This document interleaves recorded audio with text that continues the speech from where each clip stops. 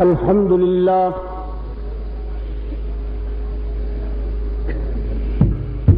الحمد لله وحده والصلاة والسلام على من لا نبي بعده وعلى آله وأصحابه الذين أوفوا عهده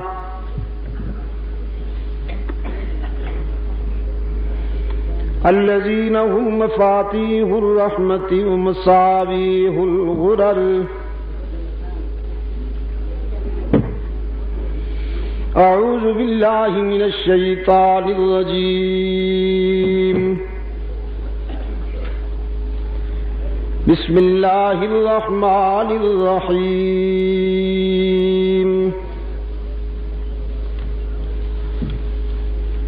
إن الله اشترى من المؤمنين أنفسهم وأموالهم بأن لهم الجنة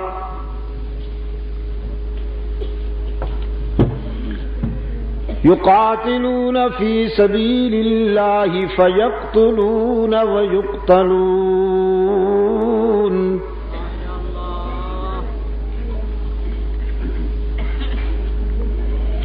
وعدا عليه حقا في التوراة والإنجيل والقرآن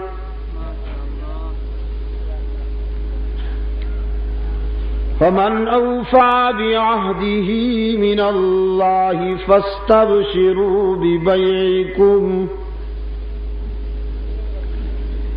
فاستبشروا ببيعكم الذي بايعتم به وذلك هو الفوز العظيم.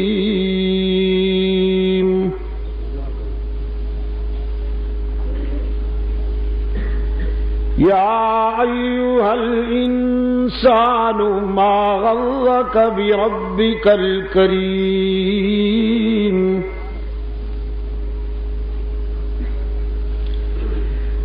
الذي خلقك فسواك فعدلك في أي صورة ما شاء ركبك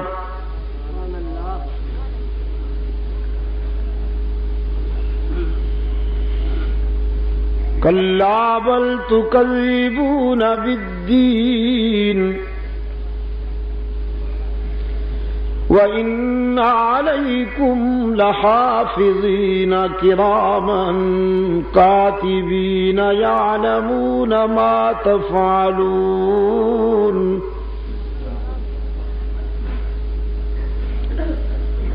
إن الأبرار لفي نعيم وإن الفجار لفي جحيم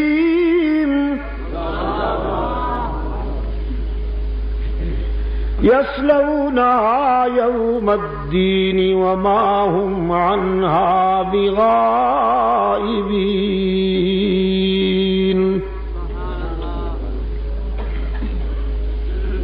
وما أدراك ما يوم الدين ثم ما أدراك ما يوم الدين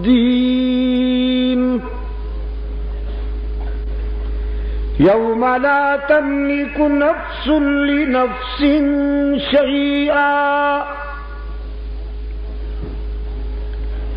يوم لا تملك نفس لنفس شيئا والأمر يومئذ لله. صدق الله مولانا العظيم وصدق رسوله النبي الأمي الكريم ونحن على ذلك لمن الشاهدين والشاكرين والحمد لله رب العالمين.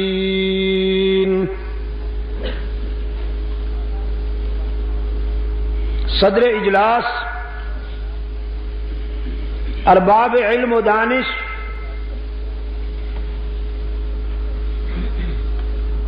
انجمن تبلیغ قرآن و سنت کے کارکنان، محترم بزرگوں اور عزیز دوستوں، آج 9 ستمبر 1986 ہم یہاں انجمن تبلیغ قرآن و سنت پشاور کے زیر اہتمام غالباً 10 روزہ شہدائے اسلام کانفرنس کے تیسرے اجلاس میں دعوت و تبلیغ کی نسبت سے جمع ہے۔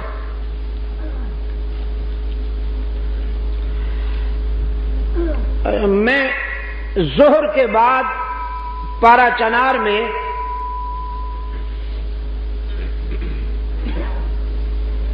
ایک کانفرنس میں گفتگو کرنے کے بعد تقریباً وہاں سے 4:30 بجے روانہ ہو کر 9:30 بجے یہاں پہنچ سکا اور اپنے بے رحم منصف کی عدالت میں نے رحم کی اپیل کی کہ آج کے اجلاس میں میری شرکت کو مستثنا کرتے ہوئے مجھ پہ رحم کیا جائے۔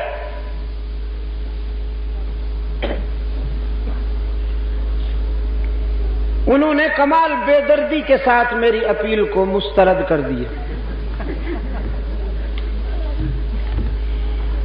جس کے نتیجے میں مجھے یہاں حاضر ہونا پڑا، اور مجھے افسوس ہے کہ میرے پیش رو علماء کرام کو بھی میری وجہ سے بات مختصر کرنی پڑی۔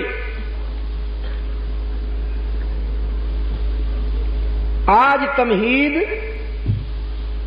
انشاءاللہ، کل تفصیل۔ آج تمہید انشاءاللہ، کل تفصیل۔ ارشاد باری تعالی ہے، بے شک اللہ نے اپنے پیاروں سے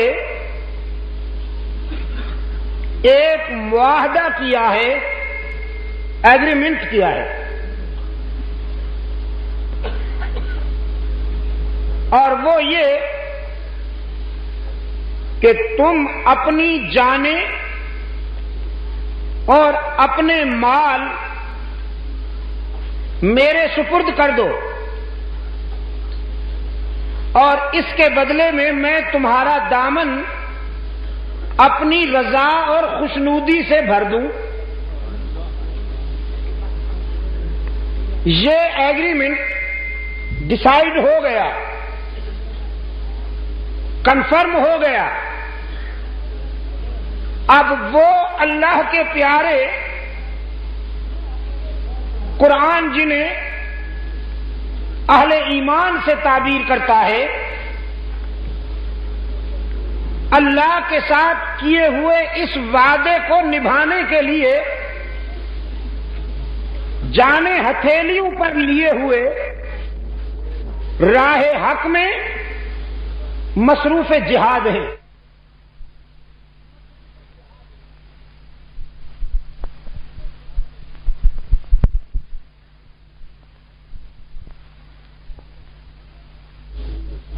مارے جاتے ہیں، یقاتلون فی سبیل اللہ فیقتلون ویقتلون۔ مارنا ہی جیت نہیں، کبھی کبھی مر جانا بھی جیت ہے۔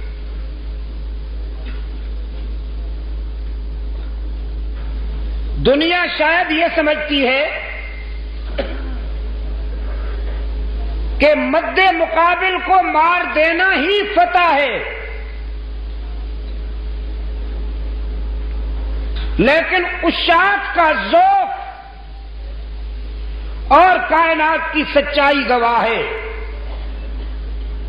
کہ کبھی کبھی مد مقابل کے ہاتھوں مر جانا بھی بڑی عظیم شان فتح اور جیت کہلاتی ہے۔ قرآن کہتا ہے ان کے ساتھ اللہ نے جو وعدہ کیا وہ بالکل سچا ہے۔ آسمانی صحائف میں اس کا پرتو ملتا ہے، توریت میں بھی، انجیل میں بھی اور قرآن حکیم میں بھی۔ جس نے بھی اللہ کے ساتھ کیا ہوا وعدہ پورا کیا انہیں جنت کی بشارت دے دیجئے اور انہیں مبارکباد دیجئے اس کامیاب تجارت کی جو انہوں نے اللہ کے ساتھ معاہدے کی صورت میں کی۔ یہ بہت بڑی کامیابی ہے۔ یہ مختصر سا ترجمہ تھا اجمالی تشریح کے ساتھ کتاب اللہ کے اس حصے کا جو ابھی ابھی میں نے آپ کے سامنے تلاوت کیا، اور ترجمہ سننے کے بعد آپ ذہنی طور پر اسلام کے ذوق جہاد سے متعارف ہو گئے۔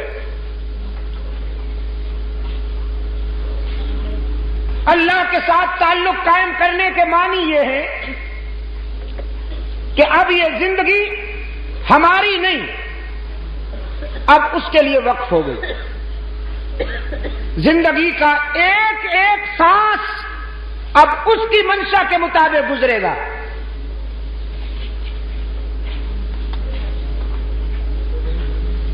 اسلام کے دور اساسی میں آپ جب مطالعاتی تجزیہ فرمائیں گے تو آپ کو رحمت عالم صلی اللہ علیہ وسلم کے مکتب کا ہر فیض یافتہ اسی ذوق کا حامل نظر آئے گا۔ یہ جو مہینہ گزرا ہے یہ کون سا تھا؟ ذو الحجہ۔ اس مہینے کی 18 تاریخ کس کا یوم شہادت تھی؟ حضرت عثمان ذو النورین رضی اللہ تعالی عنہ کی۔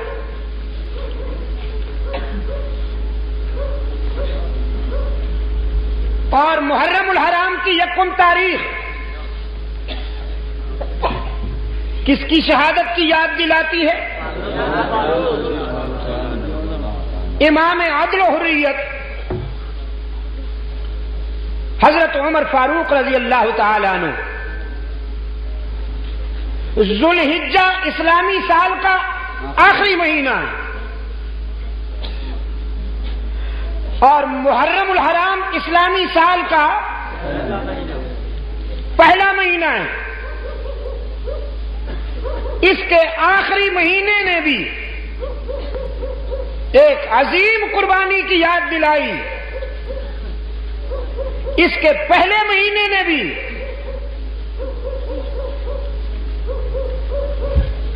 ایک عظیم الشان قربانی کی یاد تازہ کر دی۔ اسلام کی ابتدا بھی قربانی ہے،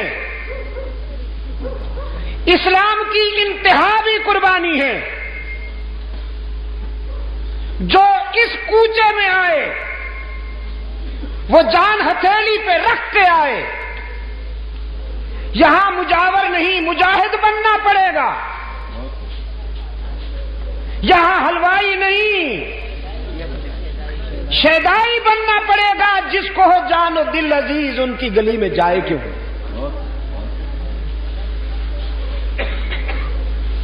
یہاں جو بھی آئے گا آزمایا جائے گا۔ ایک جگہ قرآن کہتا ہے، فرمایا الف لام میم احسب الناس ان يتركوا ان يقولوا آمنا ان یقولوا آمنا وهم لا یفتنون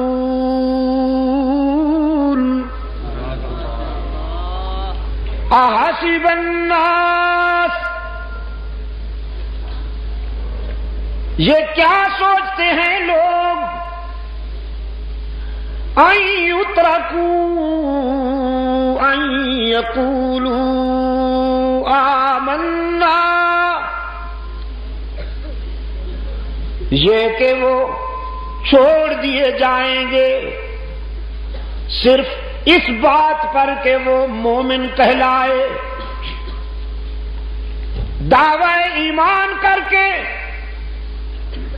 انہیں چھوڑ دیا جائے گا، آزمایا نہیں جائے گا۔ قرآن کہتا ہے ناممکن، جو بھی اللہ سے تعلق قائم کرے گا اسے آزمایا جائے گا۔ رحمت عالم صلی اللہ علیہ وسلم نے فرمایا ہم گروہ انبیاء اپنے اپنے مقام اور مرتبہ کے لحاظ سے آزمائے جاتے ہیں، جس کا مرتبہ جتنا بلند ہوگا آزمائش اتنی کڑی ہوگی۔ اور اپنے بارے میں فرماتے ہیں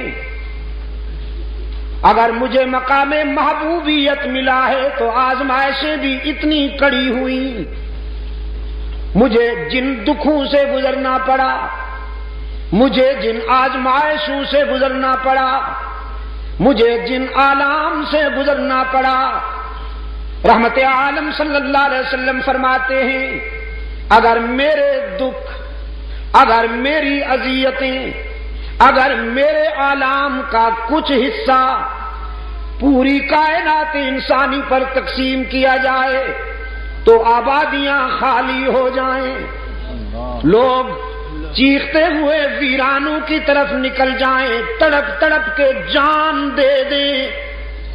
میں نے راہ حق میں جو دکھ اٹھائے، جو اذیتیں برداشت کی، ان اذیتوں اور ان دکھوں کا عشر اشیر بھی پوری کائنات برداشت نہیں کر سکے گی۔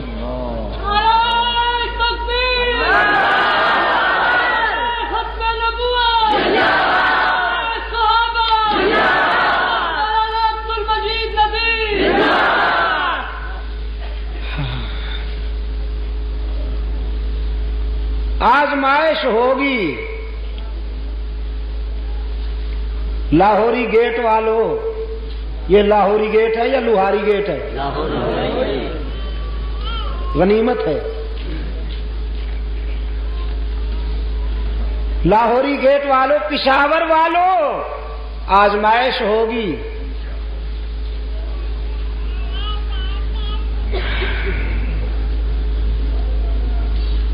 آزمائش ضروری ہے، کمپلسری ہے۔ جو اس کا بنے گا آزمایا جائے گا، یہ اس کی مرضی۔ آزمائش کی جو ادا پسند کرے وہی اپنا لے، چاہے تو آنسو میں آزمائے، چاہے تو مسکراہٹوں میں آزمائے۔ مسکراہٹیں بھی آزمائش ہوتی ہیں۔ آپ نے سمجھا کہ آنسو آزمائش ہے، آپ نے سمجھا دکھ آزمائش ہے، میں کہتا ہوں مسکراہٹیں بھی آزمائش ہیں۔ ارباب علم و دانش، میرے عزیز نوجوان، بڑھاپا تو آزمائش ہے ہی، جوانی بھی آزمائش ہے، اسرت تو آزمائش ہے ہی، یسرت بھی آزمائش ہے،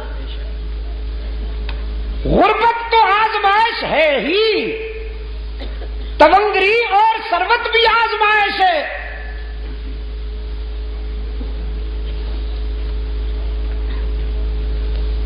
انبیاء علیہ الصلوۃ والسلام کی آپ سیرت و کردار کا جب تجزیہ فرمائیں گے، مطالعہ فرمائیں گے، تو تو دونوں رنگ نظر آئیں گے. کوئی آنسو میں آزمایا جا رہا ہے, کوئی مسکراہٹوں میں آزمایا جا رہا ہے. اور اگر آپ مجھ سے پوچھیں تو میں بتاؤں کہ آنسو کی آزمائش اتنی سخت نہیں ہے جتنی مسکراہٹوں کی آزمائش سخت ہے. آنسو میں تو وہ خود بخود یاد آتا ہے.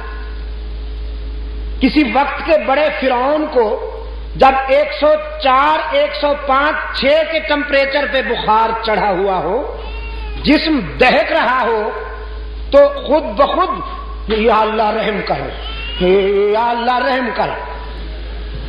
کبھی جس کے زبان پہ اللہ کا نام نہیں آیا, بخار کی حدت و شدت خود بخود اس کے زبان پہ اللہ کا نام لے آتی ہے.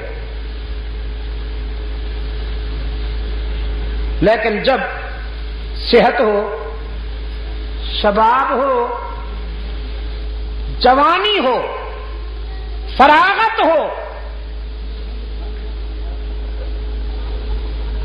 دولت ہو, آسودگیاں ہوں اور آسانیاں ہوں, اس وقت اگر کوئی اللہ کو یاد کرے اور اسے نہ بھلائے, یہ بہت بڑی بات ہے, بہت بڑی بات ہے.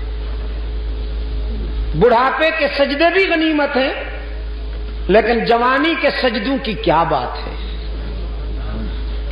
بڑھاپے میں تو ضعیف جھک ہی جاتا ہے بیچارہ. ویسے بھی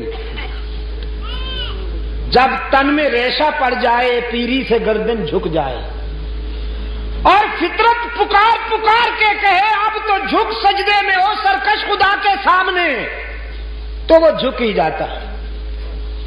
لیکن جب شریانوں میں گرم گرم خون کی روانی ہو, عزائم میں جولانی ہو, نفس امارہ مائل بشیطانی ہو, امنگوں میں مد و جزر ہو, عزائم میں تلاطم ہو, اس وقت اگر کوئی اپنی جوانی اور اپنے شباب کو اپنے محسن اعظم کے آگے جھکا دے تو کیا بات ہے.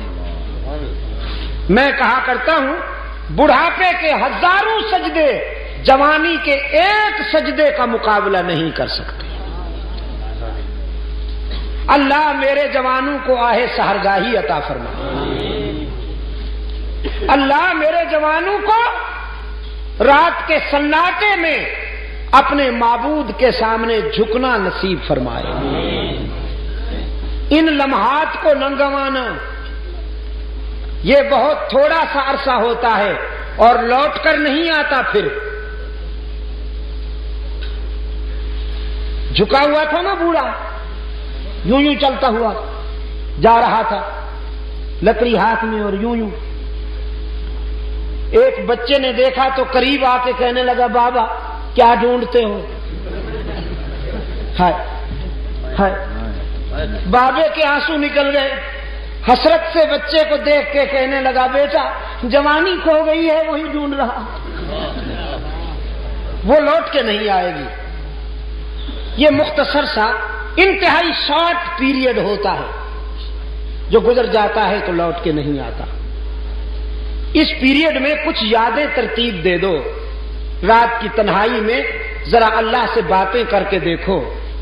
ادھر ادھر بھٹکتے ہو, بندوں سے امیدیں قائم کرتے ہو, لوگوں سے آرزویں وابستہ کرتے ہو, عزیزوں رشتہ داروں کے آگے جھولی پھیلاتے ہو, حکمرانوں کے در پہ بے ضمیر بن کر کاسہ گدا پھیلاتے ہو. کبھی اس سے بھی تو مانگ کے دیکھو جو اپنے در پہ آنے والے کو تانا دیے بغیر اس کا دامن بھر دیتا ہے. مسکراہٹوں میں بھی آزماتا ہے, آنسو میں بھی آزماتا ہے. خلیل اللہ کو آزمایا مسلسل آنسو, اور حضرت سلیمان علیہ السلام کو آزمایا مسلسل مسکراہٹیں, مسلسل مسکراہٹیں. بعض لوگوں کا خیال یہ ہے ولی اللہ بننے کے لیے کنگال ہونا ضروری ہے. جس کے کپڑے اچھے ہوں لوگ اس کو ولی ماننے کے لیے تیار نہیں. دیکھو جی اللہ والا بنتا ہے، لباس تو دیکھو،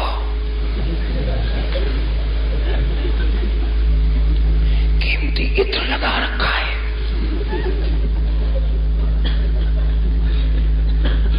کیوں حضرت مفتی صاحب؟ ہاں، نادان دوستوں کے شر سے اللہ محفوظ رکھے، نادان دوستوں کے شر سے اللہ محفوظ رکھے۔ اور یہ میں ولی اللہ کی بات نہیں کر رہا، نبی اللہ کی بات کر رہا ہوں۔ سلطنت ملی، بادشاہی ملی، اور ملی بھی ایسے نہیں، مانگی اللہ سے حضرت سلیمان نے۔ فرمایا رب اغفر لی وہب لی ملکا لا ینبغی لأحد من بعدی، رب اغفر لی وہب لی ملکا لا ینبغی لأحد من بعدی، میرے رب سب سے پہلے تو میری عاقبت سنوار دے۔ پیغمبر کی ڈیمانڈ ہے نا، نبی کو کتنا اچھا طریقہ آتا ہے مانگنے کا اپنے داتا سے۔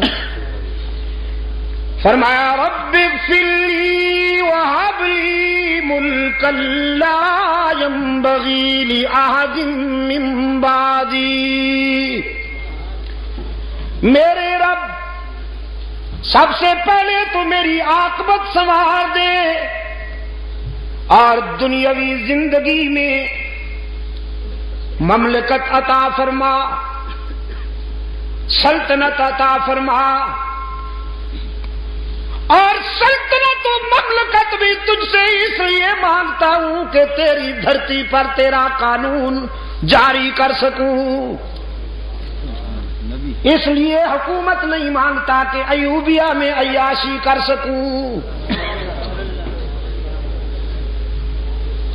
ہاں، سلطنت عطا کر، حکومت عطا کر،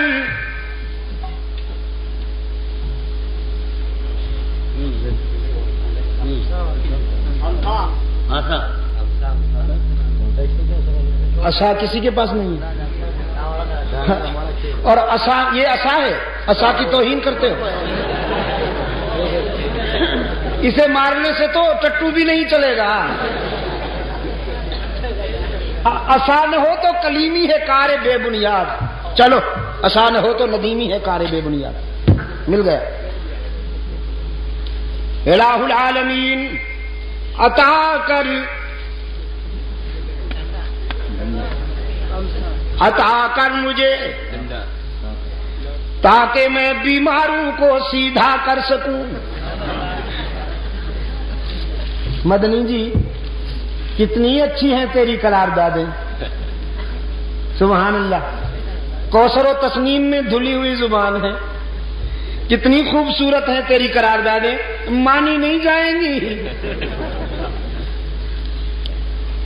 پچھلے سال بھی آپ نے قراردادیں پاس کی ہوں گی، اس سے پہلے سال بھی قراردادیں آپ نے پاس کی ہوں گی، آئندہ بھی آپ کی ریزولیشنز پاس ہوتی رہیں گی، بڑی خوبصورت، بڑے حسین عنوان، لیکن مانی نہیں جائیں گی جب تک یہ نہیں ہوگا۔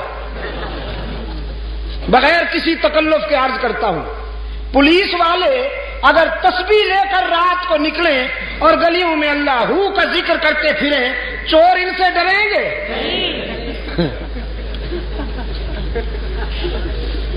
چوروں نے کسی کا کھسکار سنا، چور بڑا بدبخت ہوتا ہے، اپنے سائے سے بھی ڈرتا ہے۔ چمگادڑ بھی اگر کسی کونے میں پر مار دے تو اس کی جان نکلنے لگتی ہے۔ کھسکار سنا گلی میں، اس نے کاروائی روک کے بھاگنا چاہا، جو ہی نقب سے سر باہر نکالا تو دیکھا مولانا صاحب تہجد کے لیے جا رہے تھے، ساتھی سے کہنے لگا اپنا کام جاری رکھو، مولوی جا رہے ہیں، اس سے کچھ نہیں ہوگا، اس سے ڈرنے کی کیا بات ہے؟ یہ بہت ضروری ہے، آپ سمجھے گے نہیں؟ اور حضرت سلیمان علیہ السلام نے اللہ سے مانگا یہ الہ العالمین یہ عطا کر تاکہ میں بیماروں کو سیدھا کر سکوں، متکبرین اور فرعونوں کو، وقت کے فرعونوں کو سیدھا کر سکوں، مملکت عطا کر۔ اور الہ العالمین مملکت بھی ایسی چاہتا ہوں کہ پھر میرے دور میں ایسی سلطنت کسی اور کو نہ ملے، لا ينبغي لأحد من بعدی۔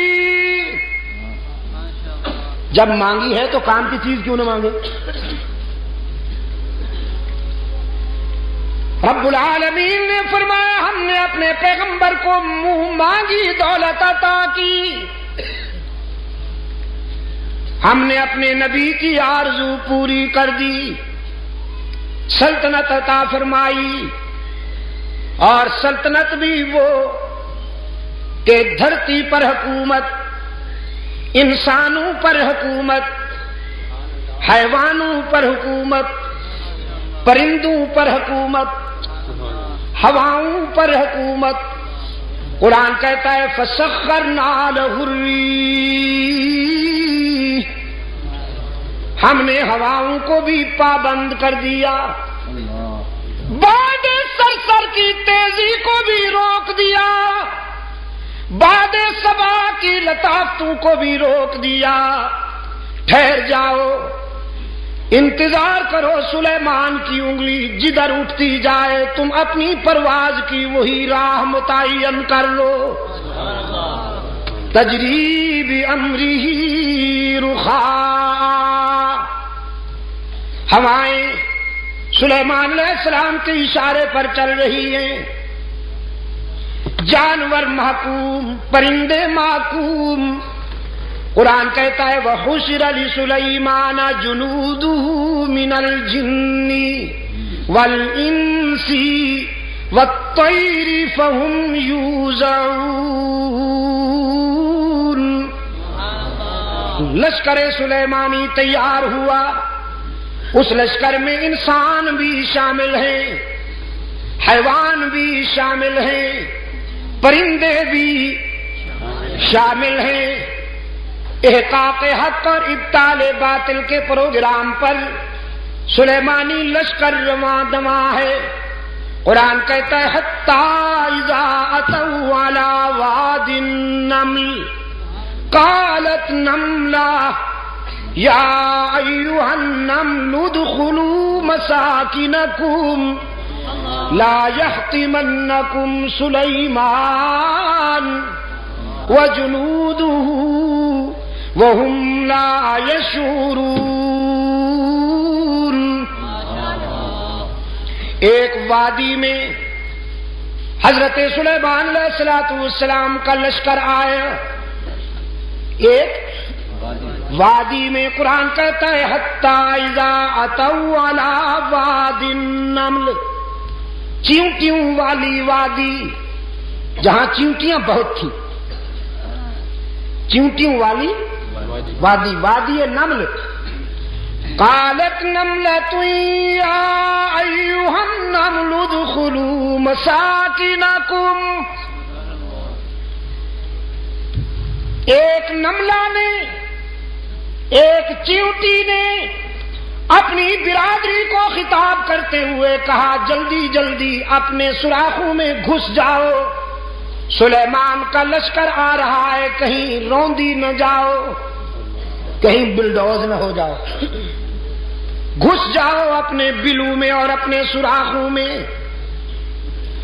یا ایھا النمل ادخلوا مساکنکم لا یحطمنکم سلیمان، کہیں تمہیں سلیمان اور اس کا لشکر کچل نہ ڈالے۔ سوال ہوا پیغمبر تو بڑا رحم دل ہوتا ہے، وہ اس کمزور اور حقیر مخلوق کو کیوں کر روندے گا؟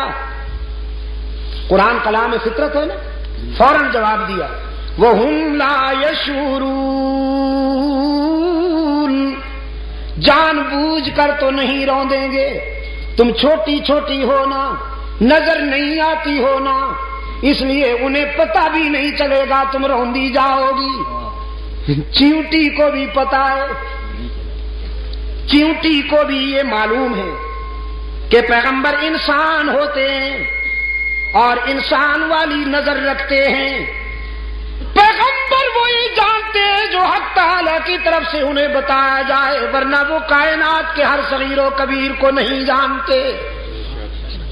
چیونٹی کو معلوم ہے، لیکن عصر حاضر کے چیونٹے ابھی تک نہیں مانتے،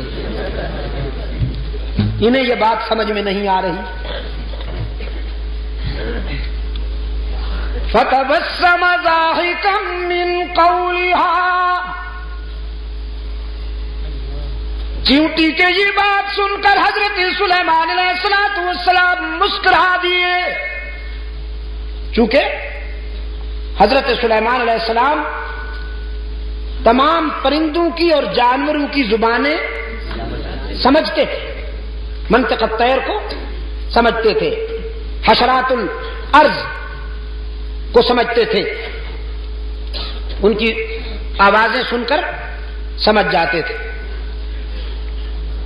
جب دیکھا کہ چیونٹی اپنی برادری کی خیر خواہی کر رہی ہے اور انہیں کہہ رہی ہے کہ جلدی جلدی سے اپنے بلوں میں چھپ جاؤ، تو مسکرا دی اور حق تعالی کے حضور دامن پھیلا دیا۔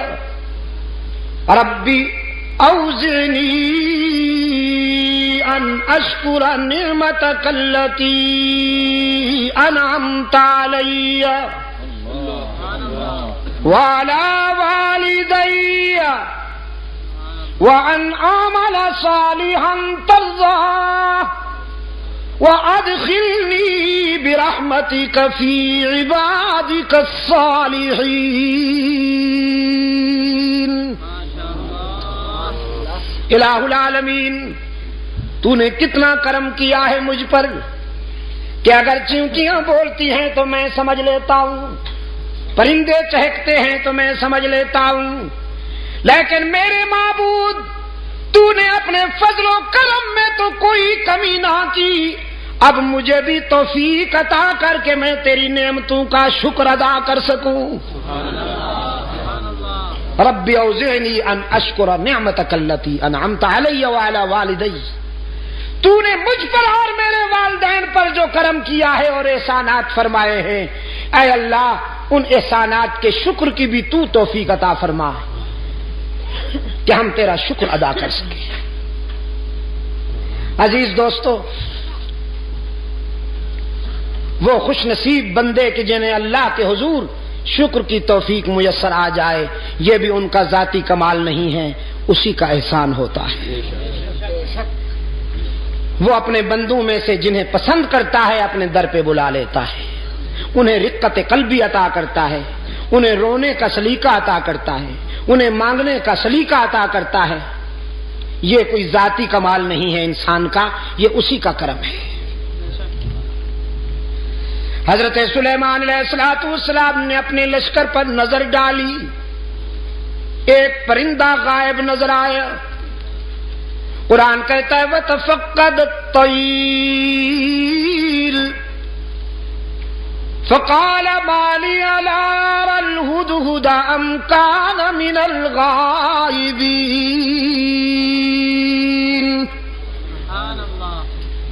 حضرت سلیمان علیہ السلام نے ایک پرندے کو غائب پایا،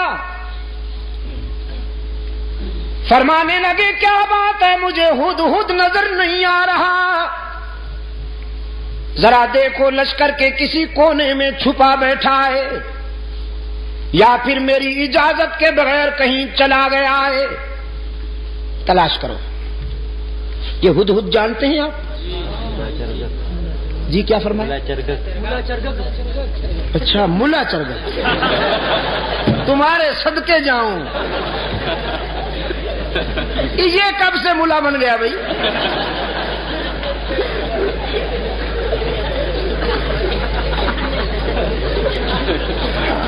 اور آپ کو یہ اتھارٹی کس نے دی ہے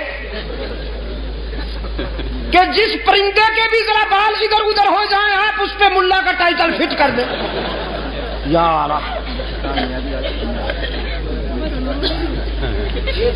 چلو پھر بھی گوارا ہے، اچھا پرندہ ہے، بڑا خوش نصیب پرندہ ہے، قرآن میں جس کا تذکرہ فخریہ انداز میں آیا ہے۔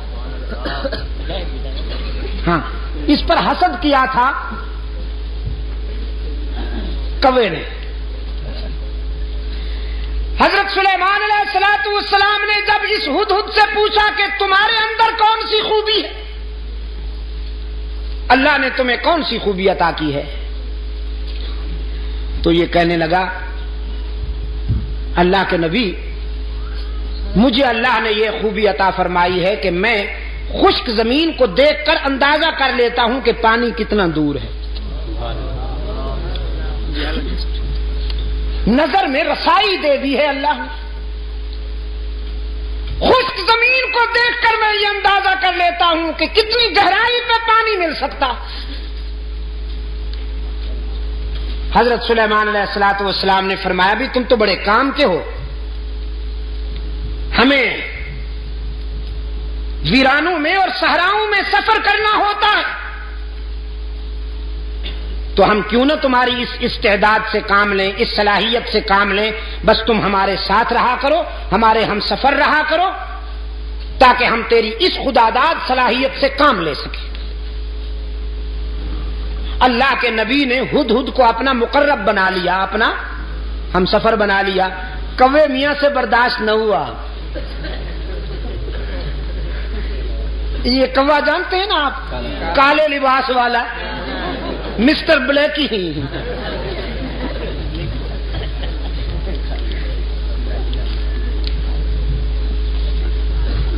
اس جنس سے ایسے فیصلے برداشت نہیں ہوا کرتے۔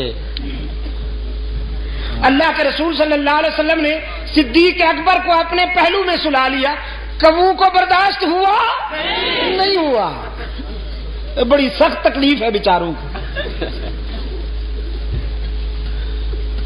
استغاثہ دائر کر دیا کوے نے ہدہد کے خلاف، اسکینڈل بنا لیا بدبخت نے، کہنے لگا واہ جی واہ، یہ کہتا ہے کہ میں خشک زمین دیکھ کر اندازہ کر لیتا ہوں کہ پانی کتنا دور ہوگا۔ بالکل غلط ہے، میں نے کئی مرتبہ دیکھا ہے کہ یہ جال میں پھنسا ہوا پھڑک رہا ہوتا ہے۔ اگر اس کی نظر میں اتنی رسائی ہے کہ یہ خشک زمین دیکھ کر پانی کی گہرائی معلوم کر لیتا ہے، تو جال کو کیوں نہیں دیکھ لیتا، اس میں پھنس کیوں جاتا ہے؟ عیار تو بڑے ہوتے ہیں نا، یہ لفاظ اور لسان تو بڑے ہوتے ہیں۔ اس انداز خطابت میں استغاثہ دائر کیا کہ سننے والے بھی متاثر ہوئے، کہنے لگے جی بالکل ٹھیک ہے، یہ تو بات واقعی تفصیل طلب ہے، وضاحت طلب ہے کہ اگر ہدہد پانی کی گہرائی کو دیکھ لیتا ہے تو زمین کے اوپر جو جال تنا ہوا ہوتا ہے اس کو کیوں نہیں دیکھ لیتا؟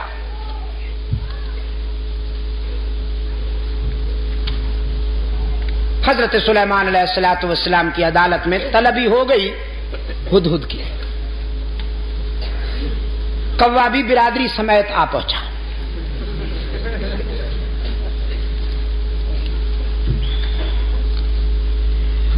حضرت سلیمان علیہ السلام نے کوے سے کہا اپنا استغاثہ بیان کرو۔ اس نے وہ کہانی پھر دوہرا دی کہ جناب یہ کہتا ہے میں زمین کو دیکھتا ہوں تو اندازہ کر لیتا ہوں پانی کتنا دور ہے، جبکہ یہ زمین کے اوپر والے جال کو نہیں دیکھ سکتا، اس میں پھنس جاتا ہے، تو اس کا یہ دعویٰ غلط ہے، خلافت اس کو نہیں ہمیں ملنی چاہیے۔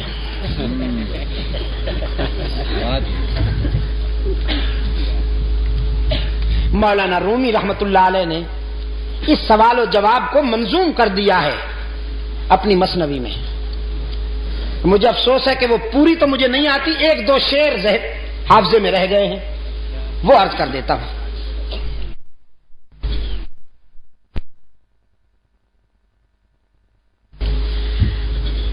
ہدہد نے جب کوے کا استغاثہ سنا تو مسکرا دیا، فرمایا زاغ کو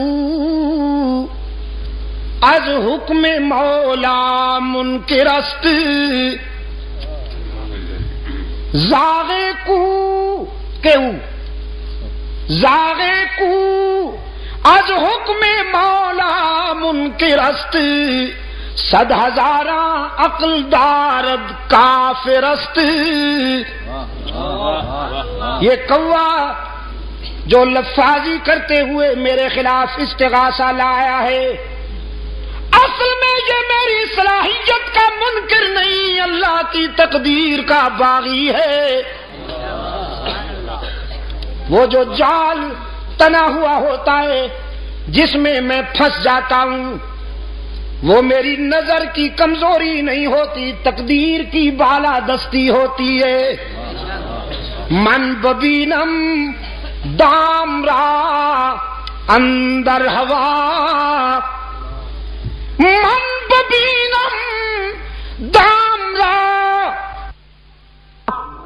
میں ہوا کی اڑانوں میں جال کو دیکھ سکتا ہوں، لیکن تقدیر کی بالادستی میرے شعور پہ پردے ڈال دیتی ہے. دیکھتا تو ہوں لیکن سمجھ نہیں پاتا، بالآخر جال میں پھنس جاتا ہوں. وہ میری نظر کی کمزوری نہیں ہوتی، اللہ کی تقدیر کا فیصلہ ہوتا ہے. سلیمان علیہ السلام نے فرمایا اخرج انک رجیم، دفعہ نکل جا. بکواس کی ہے تو نے، اللہ نے جب یہ استعداد عطا کی ہے تو تجھ سے برداشت کیوں نہیں ہوتی؟ کوے نے کہا جی جاتے ہیں، ناراض کیوں ہوتے ہیں؟ جاتے ہیں ناراض کیوں ہوتے ہیں؟ نکل جاؤ نا. جاتے ہیں جی. احتجاج کرنے کی تو اجازت ہے، پروٹیسٹ تو کریں ہم، ذرا تحریک تو چلائیں آپ کے اس فیصلے کے خلاف. سلیمان علیہ السلام نے فرمایا قیامت تک چیختے اور چلاتے رہو گے، تمہارا منہ بھی کالا رہے گا، تمہارا جسم بھی کالا رہے گا. حسد کے مارے ہمیشہ حسد کے اندھیروں میں ڈوبے رہتے ہیں. اللہ جنہیں اپنے فضل و کرم سے نوازے وہ پیغمبر کے پہلو میں سوتے رہتے ہیں.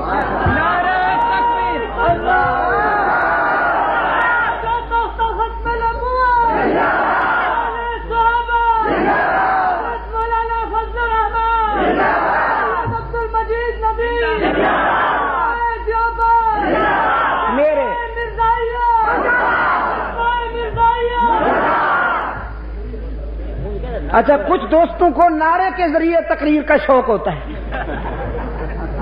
یہ بڑے ہوشیار ہوتے ہیں.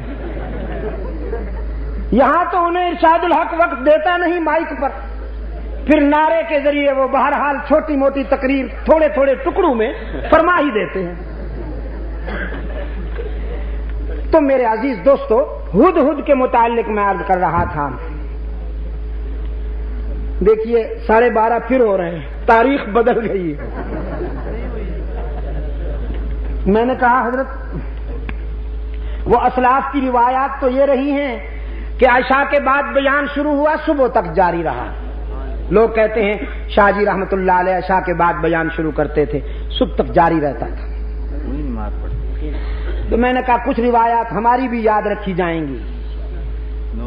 ہاں، لوگ کہیں گے جی ایک مولانا عبد المجید ندیم شاہ صاحب ہوتے تھے، ہم خود ان جلسوں میں شریک ہوتے تھے. 9 تاریخ کو تقریر شروع کرتے تھے، 10 تاریخ تک جاری رہتی تھی. تاریخ بھی بدل گئی.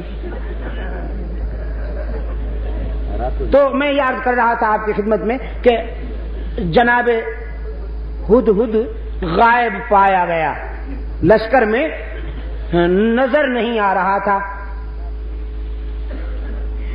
سلیمان علیہ السلام نے فرمایا ذرا دیکھو تو لشکر کے کسی کونے میں چھپا بیٹھا ہے یا میری اجازت کے بغیر کہیں چلا گیا ہے.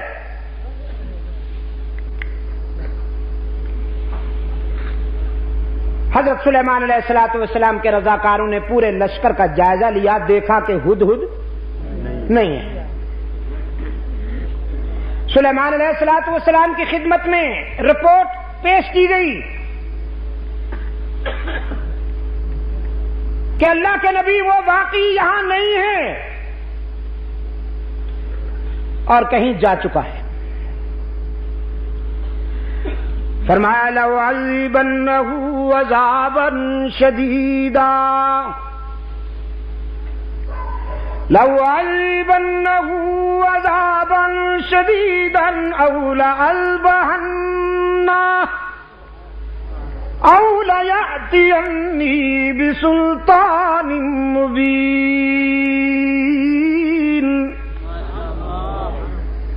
چونکہ اجازت کے بغیر کہیں چلا گیا، اس فرار کی اسے سخت سزا دوں گا، ہو سکتا ہے کہ سزائے موت بھی دے دوں۔ اجازت کے بغیر چلا گیا ہے، سخت سزا ملے گی، سزائے موت بھی دے سکتا ہوں، لیکن پیغمبر تیری عظمت پہ قربان جاؤں، جلال کے ساتھ جمال کا پہلو بھی موجود ہے۔ فرماتے اولا یأتینی بسلطان مبین، لیکن صفائی کا موقع ضرور دیا جائے گا۔ اگر اپنی غیر حاضری کی کوئی معقول وجہ بتا دی تو معاف بھی کر سکتا ہوں۔ اور ہدہد جائزہ مشن پہ تشریف لے گئے تھے، جائزہ مشن پر۔ ہوا کے جھونکوں نے پرواز کی اور جا کے اپنے پیر بھائی کو اطلاع دی، تو یہاں اڑانوں میں مصروف ہے، پیغمبر یاد کر رہا ہے، تجھے ناراض ہو رہا ہے، جلدی پہنچ ورنہ مارا جائے گا۔ نبی کا غضب کوئی معمولی بات تو نہیں۔ قرآن کہتا ہے فَمَكَثَ غَيْرَ بَعِيدٍ، تھوڑی دیر ہوئی کہ ہدہد ہوا میں کلا بازیاں کھاتا ہوا اللہ کے نبی کی بارگاہ رحمت میں آ پہنچا اور اپنا صفائی کا بیان دینے لگا۔ احطت بما لم تحط به وجئتک من سبأ بنبأ یقین۔ کہنے لگا اللہ کے نبی میں کوئی عیاشی کے لیے نہیں گیا تھا، جشن آزادی منانے کے لیے نہیں گیا تھا۔ محسوس نہ کرنا عزیز دوستو، میں پھر آ گیا ہوں وہیں، جی ایوبیہ پوائنٹ پر۔ آئی ایم ویری سوری، میرا جی نہیں چاہتا میں اس طرح کی غلیظ باتوں کو چھیڑ کر اپنا ذوق مجروح کروں، لیکن زاغوں کے تصرف میں عقابوں کے نشے من۔ قصر آزادی میں بیٹھ کر چونچلے کرنے والے، اللے تللے کرنے والے، یہ وہ ناخلف ہیں کہ تحریک آزادی میں قربانیاں دینے والوں کی روح تڑپ اٹھی ہے آج۔ ماشاءاللہ ہمارے بعض دوستوں نے اس موقع پر قومی غیرت کا ثبوت دیتے ہوئے وزارت سے تو انہیں نکال دیا، ان کا ریزائن لے لیا، بڑی اچھی بات، لیکن ذرا اس شریف آدمی سے بھی تو ریزائن لو جو رنڈیوں کو قومی اعزازات دیتے ہوئے نہیں شرماتا اور اسلام کا نام پھر بھی لیتا ہے وہ بے حیا۔ رنڈیوں کو، طوائفوں کو قومی اعزازات دیتا ہے،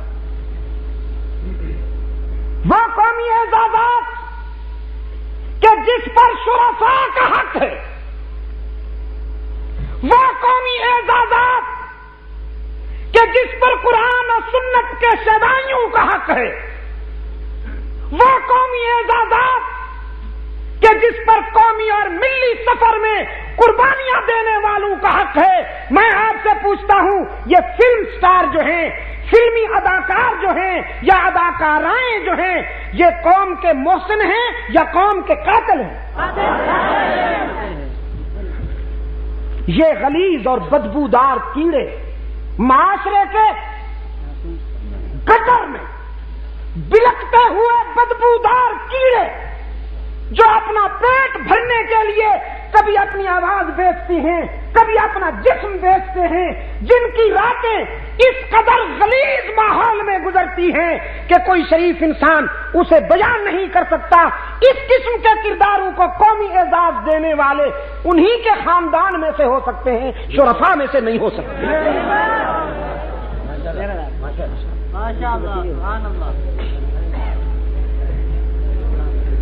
ایوب تنولی صاحب نے کوئی انوکھا جرم تو نہیں کر لیا. جب بڑے طوائفوں کو اعزازات دیں، طبلہ سرنگی بجانے والوں کو تھپکی دے، شاباش شاباش،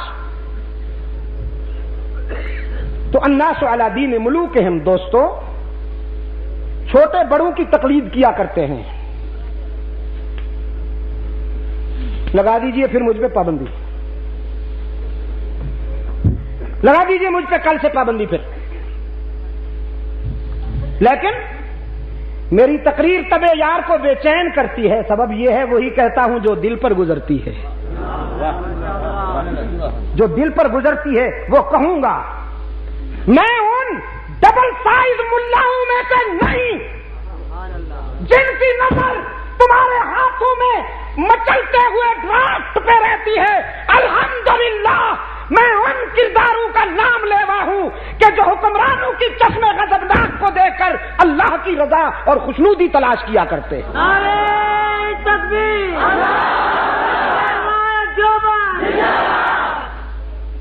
مولانا سید عبد المجید ندوی شاہ.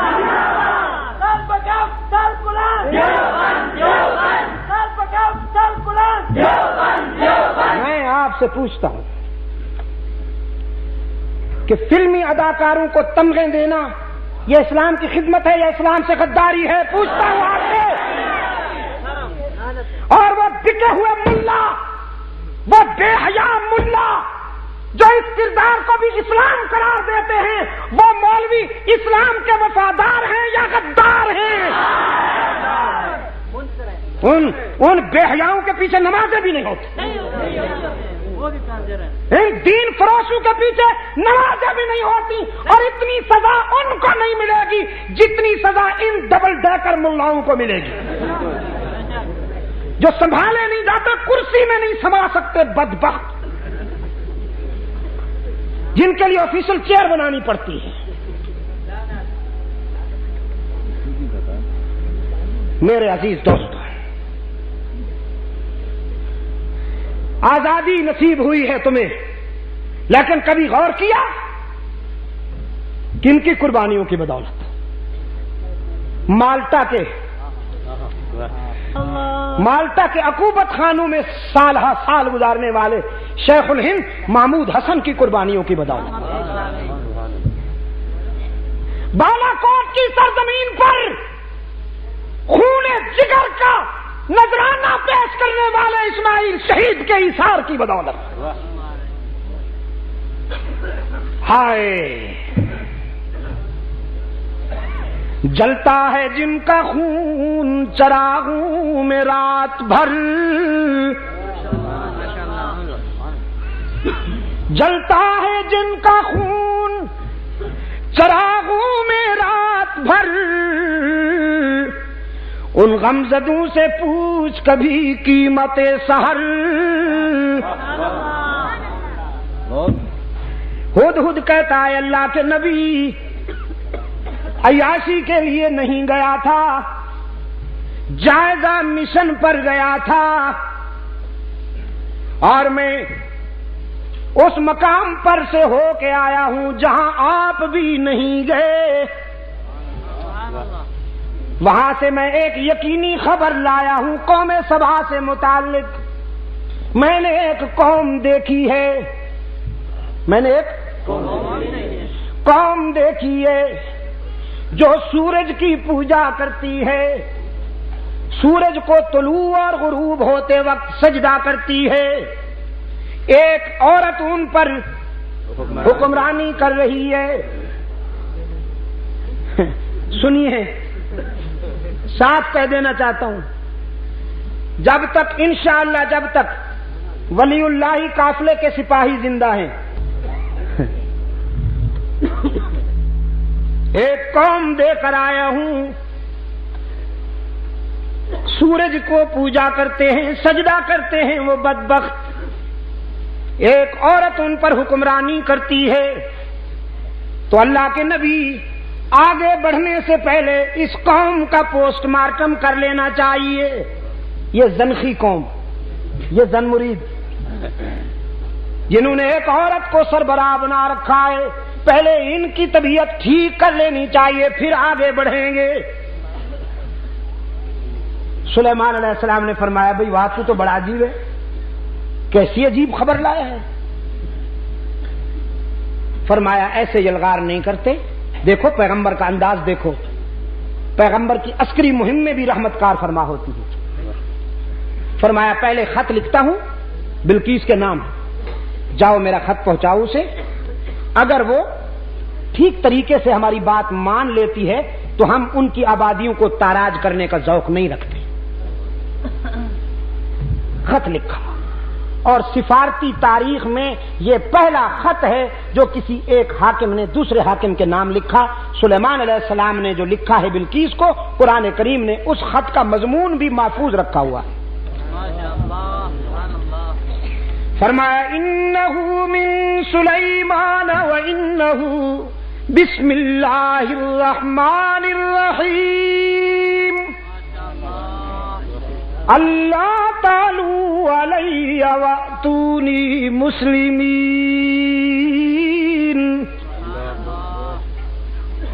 یہ خط اللہ کے نبی حضرت سلیمان علیہ السلام کی طرف سے لکھا جا رہا ہے، اور اس کے نام سے جس سے بڑا رحم کرنے والا، مہربانی کرنے والا کوئی نہیں۔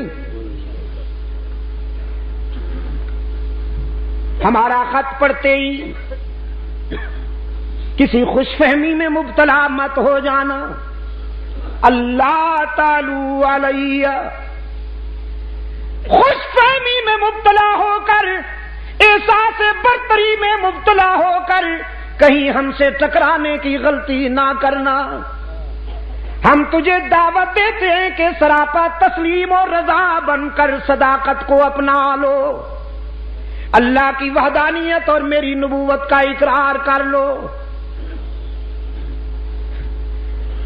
ملکہ سبا بلقیس نے حضرت سلیمان علیہ السلام کا خط اپنی کابینہ کے سامنے رکھا، ان سے پوچھا کیا رائے ہے تمہاری، کیا کرنا چاہیے اس سلسلے میں؟ ایسے موقع پر نمبر بنانے والے لوگ بڑے پرجوش ہوا کرتے ہیں۔ نمبر بنانے کے لیے بعض حضرات نے رائے دی ہم خون کی ندیاں بہا دیں گے، جہاں آپ کا پسینہ گرے گا وہاں ہمارا خون۔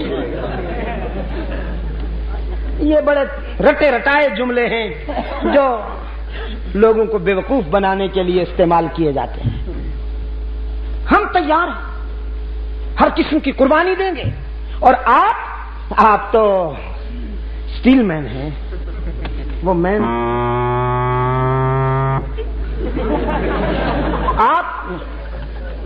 آپ تو بڑی مضبوط ہیں، آپ تو سپر پاور ہیں، آپ تو ناقابل تسخیر ہیں میڈم، بیگم، آپ کو کوئی نقصان نہیں پہنچا سکتا، اور آپ کے یہ رضاکار، آپ کے یہ فداکار آپ کے اشارے پر جانے دیں گے، ہم خون کی ندیاں بہا دیں گے، ہم اڑا کے رکھ دیں گے تیرے دشمنوں کو۔ قرآن کریم بڑا شفاف آئینہ ہے، ہر کردار بیدار نظر آتا ہے۔ قرآن کریم نے ملکہ بلقیس کو یہ کریڈٹ عطا کیا ہے کہ اپنے مشیروں وزیروں کی یہ لنترانیاں سن کر بے وقوف ہونے کے بجائے اس نے حقیقت پسندی سے کام لیا۔ قالت ان الملوک اذا دخلوا قریۃ افسدوها وجعلوا اعزۃ اہلها ذلہ وکذالک یفعلون۔ اپنے مشیروں وزیروں سے کہنے لگی تصادم اور ٹکراؤ کی طرف لے جانا چاہتے ہو، لیکن مجھے ٹکراؤ پسند نہیں، اس لیے کہ جب دو طاقتیں لڑتی ہیں، جب بادشاہ آپس میں ٹکراتے ہیں تو مظلوم انسانوں کا خون بہتا ہے۔ دو اونٹ جب لڑتے ہیں تو چیونٹیاں پس جاتی ہیں بیچاری، فرمایا آبادیاں ویرانے بن جاتی ہیں، انسانی خون کی ندیاں بہتی ہیں، ماؤں کی مامتا لٹتی ہے، بہنوں کی چادریں اڑتی ہیں، بیٹیوں کے دوپٹے تار تار ہوتے ہیں، بچے یتیم بنتے ہیں، ضعیفوں کی کمر ٹوٹتی ہے، جوانوں کے بازو ٹوٹتے ہیں، لاشوں کے ڈھیر لگتے ہیں، اور مجھے یہ منظر پسند نہیں، میں ٹکراؤ کو پسند نہیں کرتی۔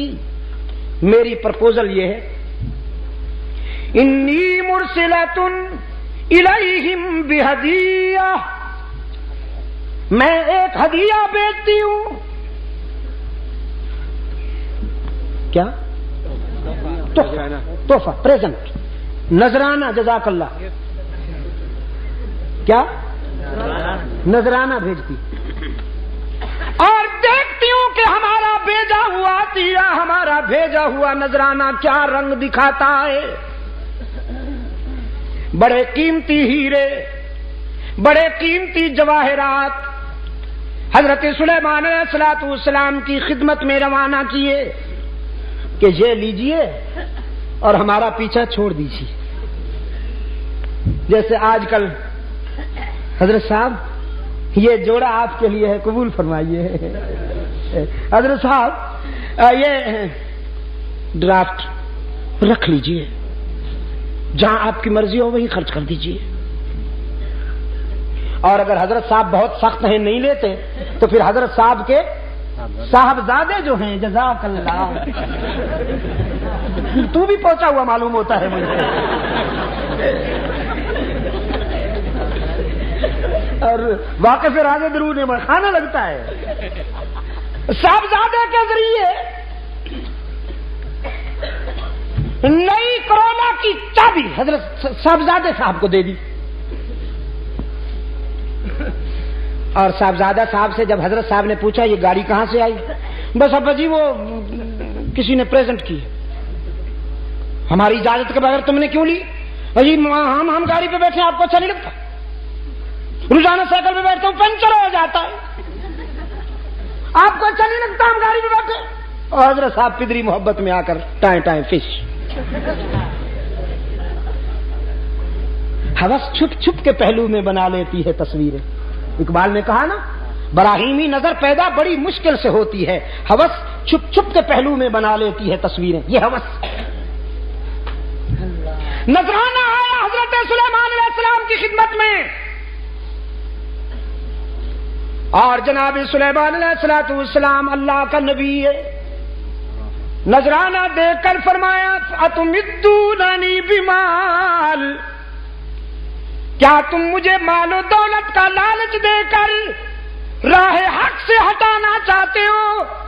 میں تمہارے نذرانے کیسے قبول کر سکتا ہوں؟ مجھے تو وہ دینے والا ہے جس سے بہتر دنیا میں کوئی دینے والا ہی نہیں ہو سکتا،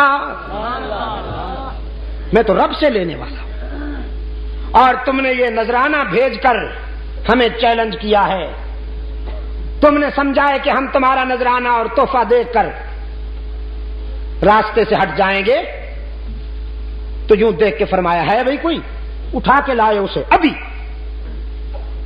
ایک جن کھڑا ہوا کہنے لگا جی مجھے اجازت دیجئے، آپ یہاں سے کوچ کرنے نہیں پائیں گے، آپ یہاں سے اٹھ کر آگے نہیں چلیں گے کہ میں اسے لا کے پیش کرتا ہوں۔ ایک اور بولا، قرآن کہتا ہے قال عفریت من الجن انا اتیک بہ قبل ان یرتد الیک طرفک، اس نے کہا میں پلک جھپکنے سے بھی پہلے لاتا ہوں۔ چنانچہ جناب ملکہ بلقیس تخت سمیت حضرت سلیمان علیہ السلام کے قدموں میں، جناب سلیمان علیہ السلام کے پاس ملکہ سبا بلقیس آئی، لوگوں کی آنکھیں کھلی رہ گئیں، ایک دوسرے کی طرف سوالیہ نظروں سے لوگ دیکھتے ہیں، اور نگاہوں نگاہوں میں کہتے ہیں دیکھو تو صحیح پیغمبر کا اختیار کتنا ہے، بلکہ کو پلک جھپکنے سے بھی پہلے منگوا لیا۔ حضرت سلیمان علیہ السلام نے یہ منظر دیکھا، قرآن کہتا ہے سلیمان علیہ السلام نے فوراً وضاحت کی، قال ھذا من فضل ربی لیبلونی اشکر ام اکفر، یہ میرا ذاتی اختیار نہیں ہے، یہ تو میرے رب کا فضل و کرم ہے، اس نے یہ مہربانیاں کی ہیں، لیکن اس میں بھی بڑی آزمائش کار فرمائے، وہ اتنی مہربانیاں کر کے مجھے دیکھنا چاہتا ہے کہ میں اس کی نعمتوں کا شکر گزار بندہ بنتا ہوں یا تکبر کرتا ہوں۔ لیکن الہ العالمین میں تکبر سے پناہ مانگتا ہوں، تیری ناراضگی سے پناہ مانگتا ہوں، میں تو تیرے در پر عاجزی کرنے والا بندہ ہوں، مجھے توفیق شکر بھی تو عطا کر تاکہ میں شکر کرتا جاؤں، تیری نعمتوں میں اضافہ ہوتا جائے۔ یہ میں نے تقریباً 1.25 گھنٹے کی محنت بلکہ 1.5 گھنٹے کی محنت اس لیے کی کہ آپ کے ذہن میں یہ بات بٹھا سکوں کہ رب العالمین کبھی آنسو میں آزماتے ہیں، کبھی مسکراہٹوں میں آزماتے ہیں۔ آنسو میں آزمائش بھی بڑی سنگین ہے، لیکن میرے نزدیک مسکراہٹوں میں کامیاب ہونا اس سے بھی بہت اہم ہے۔ اپنے انبیاء کو حق تعالی نے آنسو میں بھی آزمایا، مسکراہٹوں میں بھی آزمایا، تو یہی ادا کار فرما رہی حلقہ رسالت تک۔ اللہ نے اپنے محبوب کے یاروں کو، اللہ نے اپنے محبوب کے صحابہ کو مسکراہٹوں میں بھی آزمایا، آنسو میں بھی آزمایا۔ اگر زندگی رہی تو انشاءاللہ کل یہیں سے بات آگے بڑھے گی۔ اللہم صلی علی سیدنا۔ ہاں، یہ ایک تو کتاب ہے انڈیا میں جو میرا دورہ ہوا، اس میں ہونے والے 11 خطبات